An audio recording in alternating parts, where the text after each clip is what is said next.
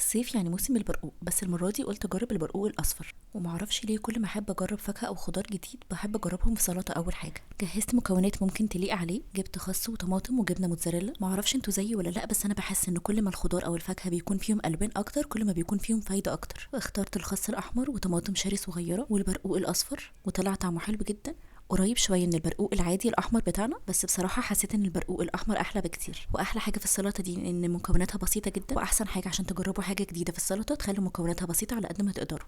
وبعدين ضفت الجبنه موتزاريلا. في ناس بيعملوها بجبنه بوراتا، بتكون جبنه موتزاريلا وفي جبنه كريمي جواها، بس دي كان طعمها حلو قوي. والاحلى لما ضفت لها زيت زيتون ودبس رمان. هي الاحسن يضيف لها خل بلسمي، بس انا ما كانش عندي فضفت دبس رمان على طول. ودي اول سلطه اعملها، حسيت انها حلوه قوي انها تتاكل بالشوكه والسكينه. هي مشبعه جدا لان الجبنه بروتين، والخضار اللي فيها لذيذ ومليان ميه ومفيد قوي في الوقت الحر ده. جربوها وقولوا لي رايكم. بالهنا والشفا.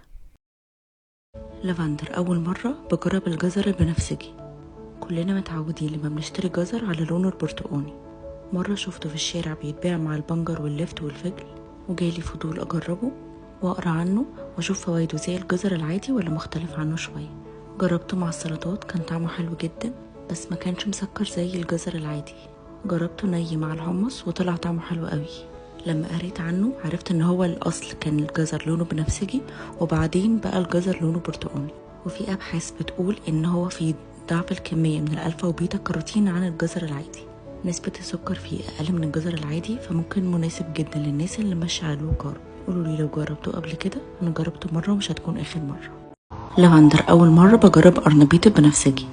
من زمان كنت بشوفه في الفيديوز وكان نفسي جدا اجربه، لحد ما اخيرا شفته في مصر في جورميه.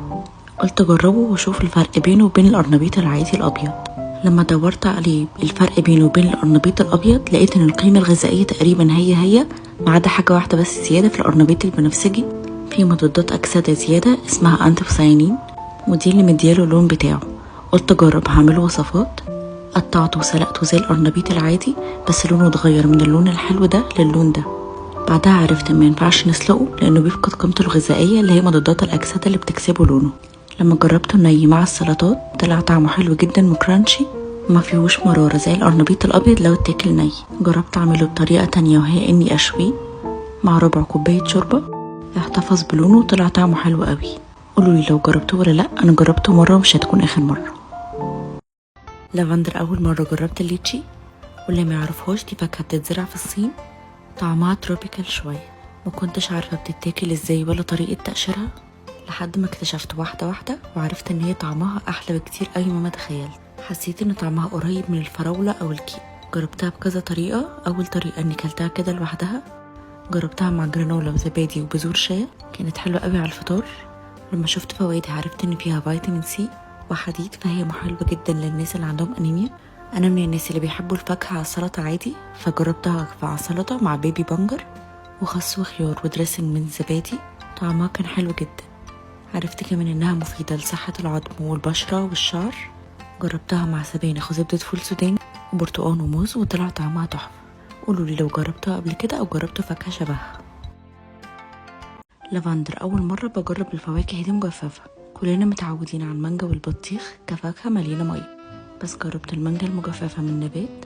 تنفع سناك حلو قوي، بالذات انها ممكن تقعد فترة طويلة جدا. وبعدين جربت البطيخ وطلع طعمه احلى بكتير مما توقعت.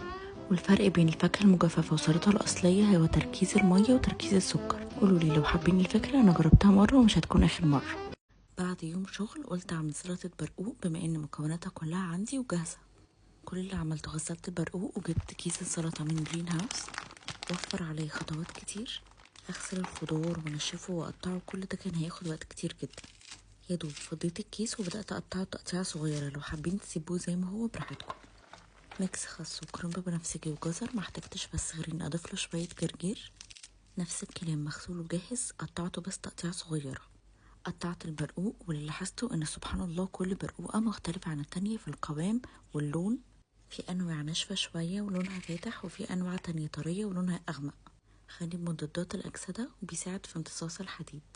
زودته على السلطه. ممكن تقفوا لحد كده، لكن حبيت احط حاجات تخلي السلطه طعمها احلى وفوائدها اعلى. بس خلوا بالكم انتوا بتقطعوله ان صبغته قوية زي البنجر. ضفت جبنة سوري بحبة البركة وقطعتها شرايح صغيرة. عين الجمل ادي للسلطة قرمشة حلوة قوي، محتاجتش احط اي حاجة غير رشة عسل من فوق. هتستمتعوا بالمكونات من غير تتبيلة قوية تغطي على طعمها. سلطة سريعة وخفيفة وما خدتش مني وقت خالص، جربوها وقولولي رأيكم ايه. بالنسبة لي هفضل اعملها كتير لحد موسم البرقوق ما يخلص. واللي بيفهموا في انواع البرقوق اكتبولي ايه الفرق، لاني لقيت انواع كتير مش فاهمة الفرق بينهم.